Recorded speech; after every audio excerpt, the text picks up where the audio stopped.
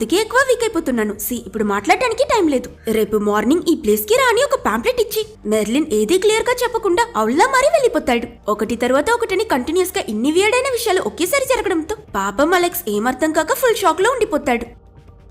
ఇటు పాతాళ లోకంలో బ్లాస్ట్ అయిన ఆ సోల్జర్ మొర్గానా దగ్గరికి వెళ్లి జరిగింది చెప్తే తను the sword must be mine అని అరుస్తూ ఈసారి ఒక్క డీమన్ ని కాదు ఒక డీమన్ మంతనే వాళ్ళని వేటాడడానికి పంపిస్తుంది. ఇటు తెల్లవారింటికి అలెక్స్ వాళ్ళ అమ్మ అతన్ని నిద్రలేపడానికి వచ్చి చూస్తే వాడేమో నిన్న రాత్రి జరిగిందానికి భయపడి ఆ ఎక్స్కాలిబర్ కత్తిని గట్టిగా పట్టుకుని నిద్రపోతుంటాడు. దీంతో అమ్మగారికి ఒక్క సెకండ్ హార్ట్ అటాక్ వచ్చి ఏంటి అలెక్స్ ఇది, ఈ కత్తి ఎక్కడిదని అడుగుతుంది. పాపం నిన్న రాత్రి బాగా భయపడ్డ అలెక్స్ ఆవిడికి ఏం జరిగింది ఎలా డీమన్ వచ్చిందో మొత్తం చెప్తాడు.